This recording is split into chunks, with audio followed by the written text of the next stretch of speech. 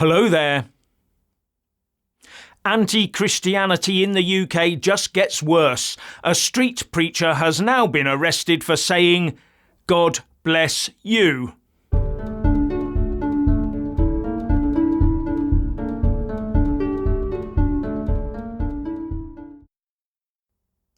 Those are the words our establishment fears the most.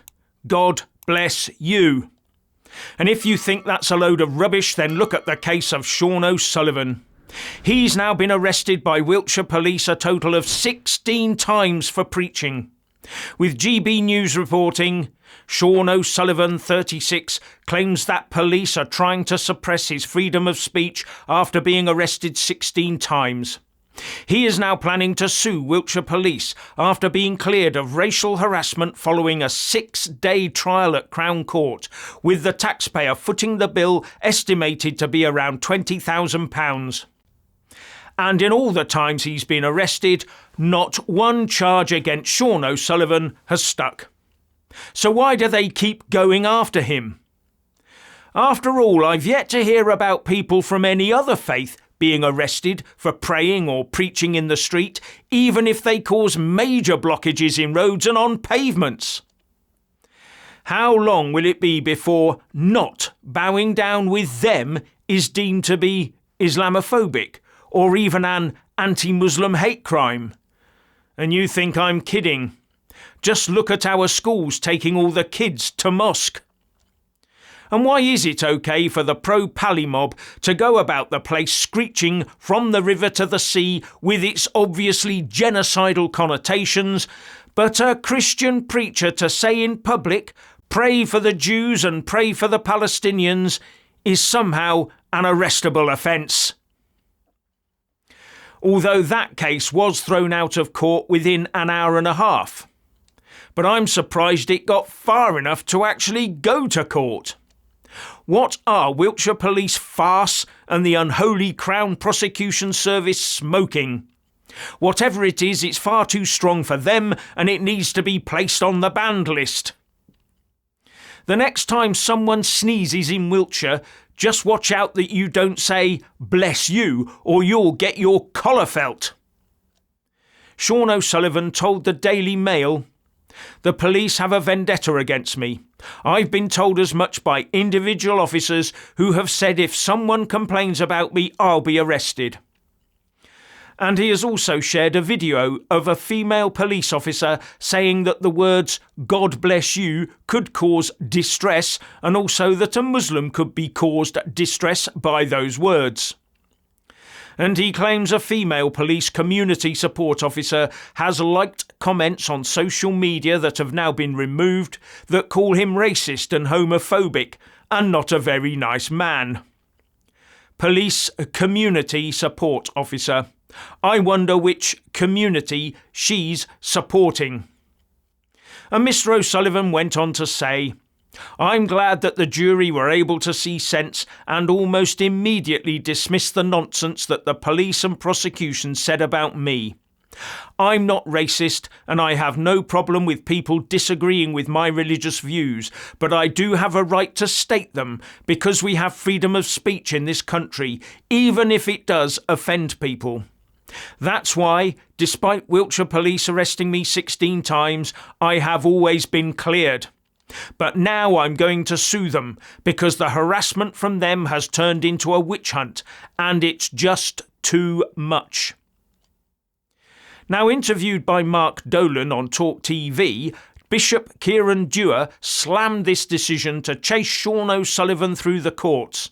And Talk TV posted on X, "Police arrest Christian preacher for saying 'God bless you' at Muslim Palestine protesters. Missionary Bishop Kieran Dewar, FSHC, slams the Labour Party.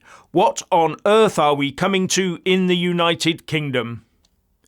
Good question, well asked. Now a quick interjection. Most of you watching right now aren't subscribed, so here's what you need to do after liking this video. Press the subscribe button, then hit the little bell and select all, and ensure your YouTube app is set to accept notifications.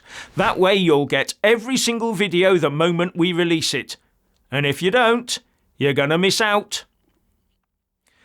Now there will of course be those out there who think that as long as they keep their noses out of this religious stuff, they will remain safe in their secular or atheist bubble. But I fear that those people will one day face an abrupt wake-up call. Because the organs of state, from the education system to the police to the monarchy, and despite this particular case, usually the courts, appear to be systematically undermining the very foundations that they themselves sit upon. And if they are prepared to do that to further their own as yet unuttered policy, then what do you think they'll do to the great unwashed who just want to live their lives undisturbed by such things?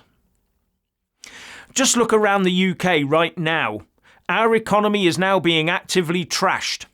Our ability to manufacture anything and make a crust has been systematically dismantled, and our tax arrangements more and more favour the takers over the contributors. And we are going to find out a lot more about that tomorrow, when the Chancellor of the Exchequer, Rachel Reeves, clambers to her feet in the Commons to mete out the financial punishment in her budget. While our political masters have declared war on our agricultural system by attacking the farmers, the very people who feed us.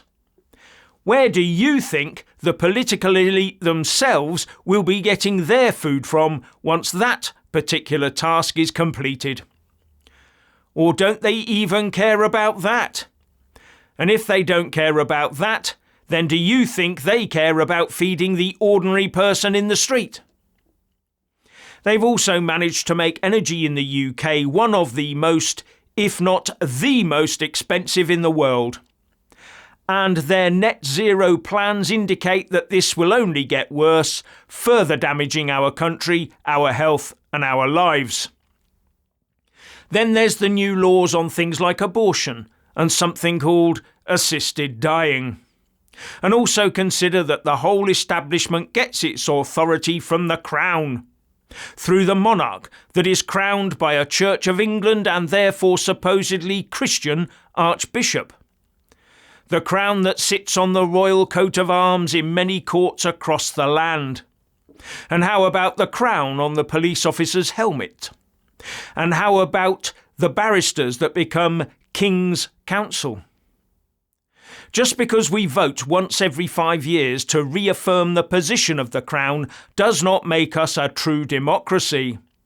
That lies with our politicians, who are not performing well in that department these days. The monarch also gives substance and mandate to the governing party when they deliver their speech at the opening of Parliament. But that whole edifice is now under attack, even from within the monarchy itself, from the very top of that monarchy. And if they are prepared to risk everything on bringing that system down, even their own authority, then what does that tell you about how high up on their priority list you are? Well, you are not. And as we have seen, voting no longer matters. We really are in the post-democratic age. It's now up to the people to decide if that's where it all really ends. God bless you all, and good luck. Finally, please like, subscribe and comment below, and a big shout out to our channel membership and Patreon supporters, and thank you for watching.